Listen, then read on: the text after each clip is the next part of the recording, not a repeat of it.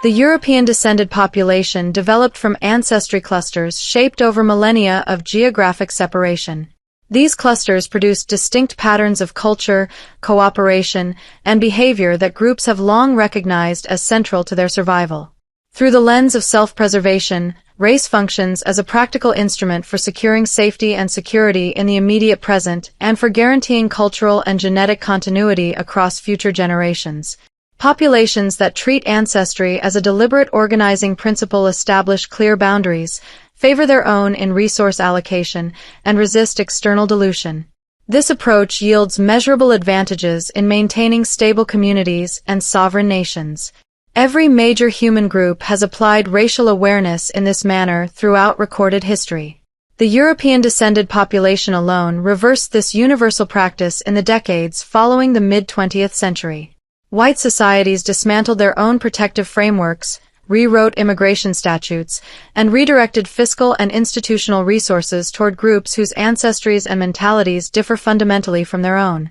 The 1965 policy shift in the United States eliminated preferences for European origins and initiated chain migration from Latin America, Asia, and Africa. Parallel changes unfolded across Europe, where native fertility fell sharply while inflows from distant continents accelerated. White majorities enacted every enabling law and continue to finance the transfer of territory, political authority, and public services. The result is a uniform pattern of demographic replacement visible in every historically white nation over the past 50 to 100 years.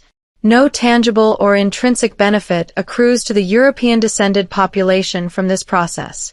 Non-European groups retain strong racial solidarity and deploy it to secure advantages in voting, lobbying, and resource competition. Whites, by contrast, treat race as irrelevant or immoral in their own affairs while subsidizing the opposite strategy. Charities, religious organizations, and social services direct aid exclusively toward outsiders and explicitly exclude or condemn parallel support for white communities. Physical safety declines, economic prospects erode, and cultural norms dissolve without any compensating gain.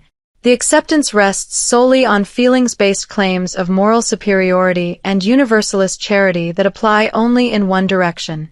This dynamic constitutes objective self-sabotage on a civilizational scale. The functional role of ancestry in group continuity. Ancestry clusters serve as visible and functional proxies that allow populations to identify and defend their shared genetic and cultural interests. Color and ethnicity operate as reliable signals of deeper biological relatedness forged by long-term isolation.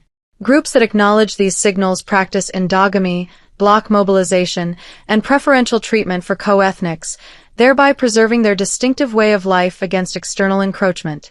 Such recognition transforms race into a coordination tool that maximizes collective safety and long-term security. Every population except the European-descended has maintained this practice without interruption. When one group suppresses racial awareness while competitors retain it, the outcome is asymmetric replacement. Other races advance their preservation through explicit solidarity in mating choices, political organization, and policy demands. The European-descended population disarms unilaterally and thereby invites infiltration, indoctrination, and alteration of its communities. White laws, white taxes, and white institutions underwrite the entry of outsiders who claim space, benefits, and influence at the direct expense of the host population. This one-way transfer alters neighborhoods, schools, and public spaces that once reflected European-descended norms and genetics. The absence of reciprocal racial consciousness in white societies creates a coordination failure of historic proportions. Groups that weaponize ancestry retain decisive advantages in territory, political power, and reproductive space. Whites who refuse to play the same game lose control over their historic lands and institutions. The process is not mutual exchange but systematic dispossession executed through the host population's own democratic mechanisms and welfare systems. Racial preservation therefore remains the default strategy for all groups that seek continuity, while its rejection produces measurable erosion of safety, culture, and genetic legacy. The historical reversal in European-descended policy and demography. European-descended societies practiced explicit racial preservation for centuries prior to the mid-20th century. National origin preferences, anti-miscegenation statutes, and eugenic measures formed the standard framework for maintaining continuity. The United States enforced quotas favoring European immigration until 1965, when legislation replaced those safeguards with family reunification and skills categories that opened pathways from non-European regions. White majorities approved and implemented the change, then expanded welfare access and legal protections that accelerated inflows. Identical policy shifts occurred throughout Western Europe, where asylum rules, free movement expansions, and social programs facilitated large-scale settlement from Africa, the Middle East, and Latin America. Demographic consequences followed with mechanical precision.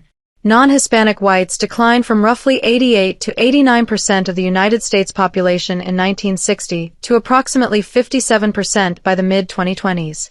In Europe, native fertility collapsed to an average of 1.34 children per woman, while the share of births to foreign-born mothers reached 24% overall and one-third or higher in Germany, Austria, Belgium, Spain, and still greater proportions in Luxembourg. White electorates and governments enacted every statute enabling this transfer of land, political leverage, and reproductive space. The pattern remains uniform across all white nations, with military-aged males from distant continents entering under host legal frameworks and drawing on host-funded services. The reversal produced one-directional movement without parallel in the opposite direction. Whites did not migrate en masse into non-white countries at comparable scale or under equivalent welfare provisions. Instead, white societies opened their borders, funded the intrusion, and accepted the resulting alteration of their communities. Historic territories that once sustained high-trust, homogeneous populations now accommodate groups whose kinship strategies and behavioral patterns differ sharply. The process continues through ongoing legal and fiscal mechanisms established and maintained by white majorities themselves. Evolutionary predispositions and ideological factors in white acquiescence. Northern European populations evolved in cold climate, low-pathogen environments that rewarded extreme individualism, high trust toward strangers, and reduced clannishness. These adaptations produced societies capable of large-scale cooperation but left them vulnerable when confronted with groups retaining higher baseline ethnocentrism. The resulting psychological profile favors universalist cooperation even in the absence of reciprocity. When paired with non-reciprocal tribal strategies from other ancestries, this predisposition generates pathological altruism that directs resources outward at the expense of the in-group. Post-war ideological developments intensified the vulnerability. The outcome of global conflict reframed white in-group loyalty as the supreme moral failing. Media, academia, and political institutions promoted doctrines that equated racial preservation with hatred while normalizing explicit solidarity among other groups. White elites in corporate, governmental, and cultural spheres advanced cheap labor policies and new voter bases that enriched themselves while externalizing costs onto working and middle-class white communities. The combination of evolutionary mismatch and ideological reprogramming produced unilateral disarmament unique to the European-descended population. No other race underwent equivalent cultural mutation. East Asian societies maintain homogeneous ethnostates with strict controls. African, Arab, and Hispanic groups practice strong ethnic nepotism in both homeland and diaspora settings. Only whites simultaneously suppress their own racial consciousness and subsidize everyone else's. The resulting dynamic constitutes a self-inflicted coordination failure in which one population funds its own demographic and cultural dissolution, while competitors advance their genetic interests without hesitation or guilt. The internal division and social acceptance of white erasure. The European-descended population divides internally into a dominant liberal universalist majority and a minority that advocates racial preservation. The majority celebrates open borders, demographic replacement, and cultural dilution as evidence of moral superiority and ethical progress. It pathologizes any defense of white continuity, community safety, or national homogeneity as hateful and regressive. This faction controls media, academia, corporations, and political institutions, ensuring that preservationist voices face social condemnation, institutional exclusion, and legal stigmatization. The minority recognizes the existential trajectory and calls for border enforcement, endogamy preferences, and cultural continuity. Despite clear demographic evidence of replacement, this perspective receives relentless opposition within white societies. Preservation efforts are framed as immoral, while explicit racial mobilization by other groups is treated as legitimate self-assertion. White majorities therefore continue to justify and accelerate their own erosion under the banner of universalist ideals that no other population applies to itself. Social acceptance of white erasure remains total within the dominant faction. Charities and religious organizations channel resources exclusively toward non-white recipients and explicitly reject parallel aid to white communities. Public discourse treats the alteration of white neighborhoods and the transfer of political power as virtuous progress. The majority funds and legally enables the process while the minority objects without institutional power. The outcome is sustained acquiescence that transforms historic white spaces into domains dominated by outside groups whose racial strategies remain fully operational. The concrete harms and complete absence of benefits. Non-European inflows impose a comprehensive array of measurable harms on white people, their families, and their communities. Violent crime rises sharply in transformed neighborhoods, with white residents experiencing elevated rates of homicide, robbery, assault, and rape that were absent prior to large-scale settlement. White taxpayers finance the policing, courts, and incarceration required to manage the consequences while bearing the direct costs in lives and safety.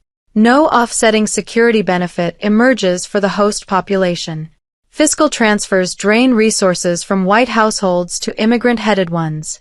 Welfare usage among non-European groups exceeds that of native whites, producing lifetime net deficits covered by white taxes. Housing, healthcare, education, and cash benefits shift outward, straining budgets and reducing per capita support for white families. Economic competition undercuts wages and employment for working-class whites, particularly those without advanced education. Labor market flooding suppresses bargaining power and depresses incomes precisely in the communities that fund the inflows. Social trust collapses as ethnic diversity fragments cohesion.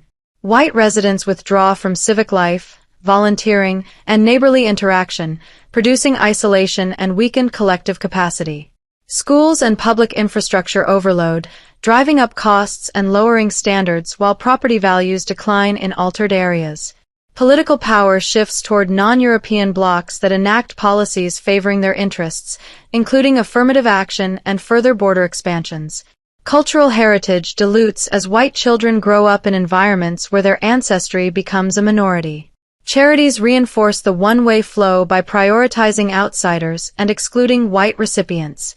These harms occur without any discernible benefit.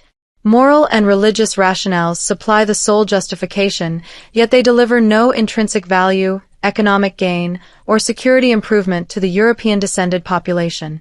Outsiders gain territory, influence, and reproductive space while whites lose control over their own lands and institutions. The dynamic constitutes self-genocide executed through the host group's own laws, taxes, and cultural norms. Conclusion: European societies are allowing their own demographic decline. The European-descended population has engineered its own erasure through consistent, self-imposed policies that no other race has replicated. Ancestry-based preservation remains the operational norm everywhere except among whites, who alone treat their continuity as a moral defect and their dissolution as virtue.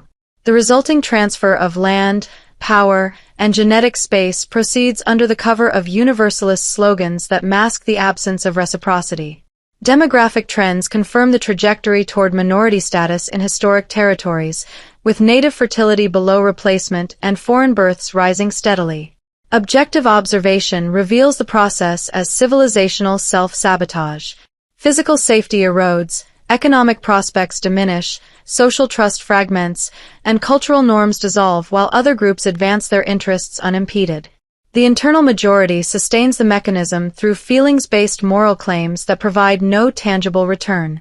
The minority's preservationist stance, though grounded in the same self-preservation logic employed universally, faces systematic suppression within white societies. Continued adherence to this unique path shifts resources, political authority, and living standards decisively away from the European-descended population. The mechanism operates through the host group's own institutions and remains fully documented in census statistics, fertility rates, and observable community transformations.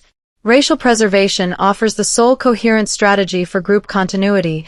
Its unilateral rejection produces the documented outcome of self-erasure.